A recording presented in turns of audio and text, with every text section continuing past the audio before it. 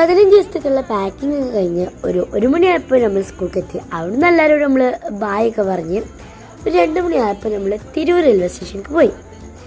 നമുക്ക് 4 മണിക്കാണ് ട്രെയിന്. അപ്പോൾ അത്രയും സമയം നമ്മൾ വെറുതെ ഇരുന്നു. ഇനിയാണ് കഥ ആരംഭിക്കുന്നത്. ഒരു ലോങ് സ്റ്റോറി. നമ്മളിപ്പോൾ പോണത് ഉത്തർപ്രദേശിലെ ലക്നൌവിൽ വെച്ച് നടക്കാൻ പോണ 19ാം ജാംബൂയിൽ പങ്കെടുക്കാനാണ്. അപ്പോൾ നമ്മൾ തിരൂരങ്ങാടിയും ഒരു ടീമായിട്ടാണ് പോണേ.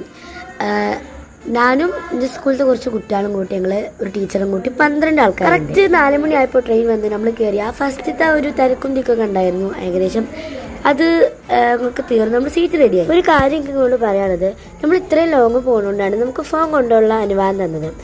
പിന്നെ എൻ്റെ വ്ളോഗ് ആൾക്കാനുള്ള താല്പര്യം കൊണ്ടാണ് ഞാനിതൊക്കെ വ്ളോഗ് ആക്കുന്നത്. ക്ലിയറിൻ്റെ ഒരു പ്രശ്നമൊക്കെ ഉണ്ടാവും. ആ പ്രശ്നമൊക്കെ നിങ്ങളൊന്ന് ക്ഷമിക്കണം കേട്ടോ. പിന്നെ നമ്മൾ കുറച്ചു നേരം പാട്ടൊക്കെ പാടി വൈബാക്കിയിരുന്നു കേട്ടോ.